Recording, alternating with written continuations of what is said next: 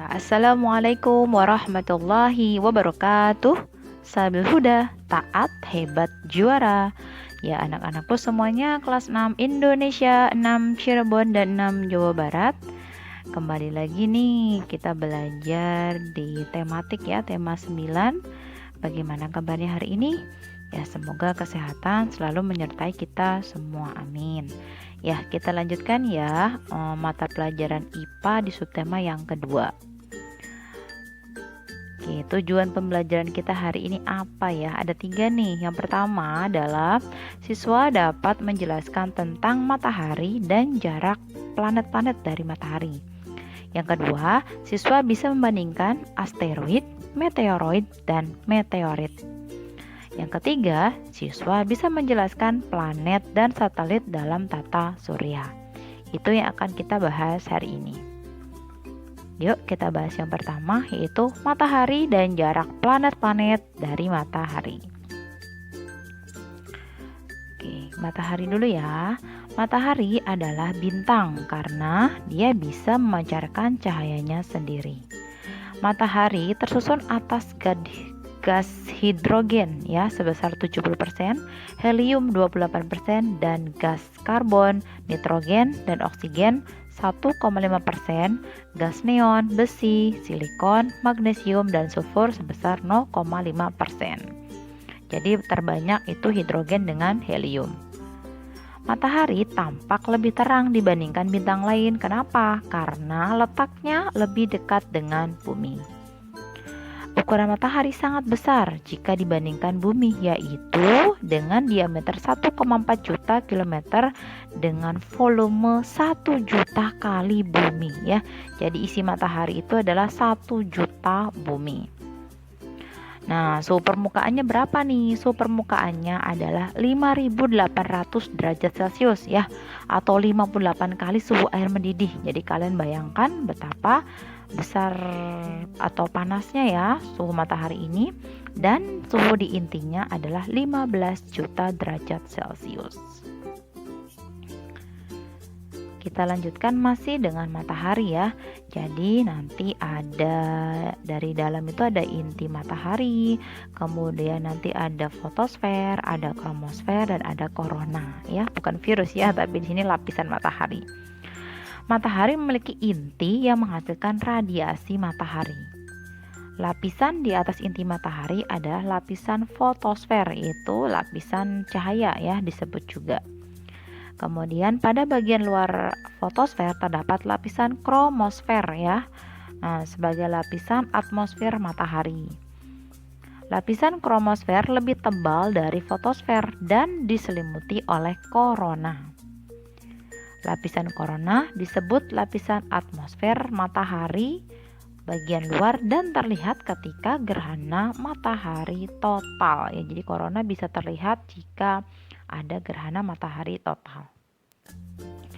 Matahari sebagai sumber cahaya dan panas utama bagi bumi. Itu ya tentang matahari. Selanjutnya jarak planet dengan matahari. Ya, kalian bisa lihat di tabel 2.1 ini antara planet dengan matahari. Merkurius, Venus, Bumi, Mars, Jupiter, Saturnus, Uranus, dan Neptunus ya. Jadi yang paling dekat dengan matahari adalah Merkurius, paling jauh adalah Neptunus ya. Nah, waktunya pun juga berbeda-beda ya. Waktu transfer energi matahari ke planet ya. Ada yang hitungan menit, ada yang bahkan hitungan jam. Jadi semakin jauh maka transfer energi mataharinya juga akan semakin lama. Kita lanjutkan. Yang kedua adalah asteroid, meteoroid, dan meteorit. Yuk, apa itu asteroid? Ya, asteroid sering disebut planet minor atau planetoid. Asteroid adalah benda-benda luar angkasa yang berukuran lebih kecil dari planet. Asteroid diduga berasal dari sisa-sisa pembentukan tata surya sekitar 4,6 miliar yang lalu. Asteroid terbentuk dari debu dan es yang membeku menjadi batu karena suhunya yang sangat rendah.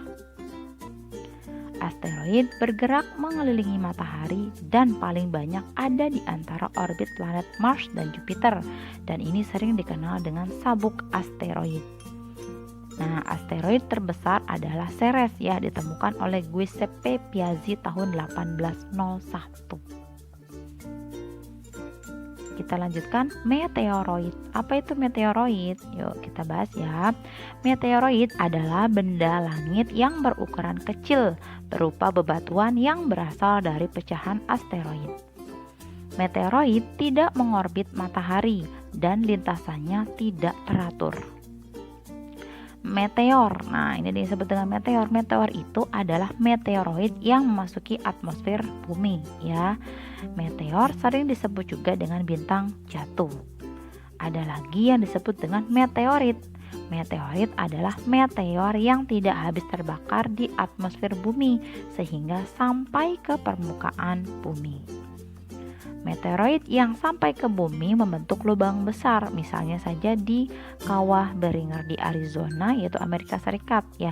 Jadi kalian lihat di sini di bagian bawah nih ya, itu ada lubang besar di Arizona.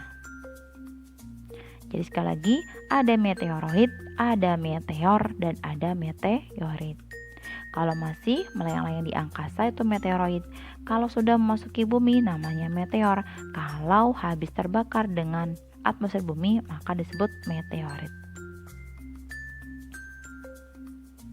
Oke, lanjut yang ketiga adalah planet dan satelit dalam tata surya. Satelit adalah benda langit yang bergerak mengelilingi planet. Jenis satelit itu apa? Yang pertama ada satelit alami dan ada satelit buatan. Satelit alami adalah satelit yang terbentuk secara alami, sedangkan satelit buatan itu satelit yang dibuat manusia untuk tujuan tertentu. Jadi gambarnya ya, di atas adalah alami, yang di bawah adalah satelit buatan. Nah, ukuran planet dan satelitnya nih. Jadi satelit alami ya di sini ya. Jadi yang terbanyak itu adalah planet Jupiter sebanyak 63, kemudian ada Saturnus 62, disusul lagi Uranus, disusul Neptunus, kemudian Mars dan Bumi, sedangkan Merkurius dengan Venus itu tidak memiliki satelit alami.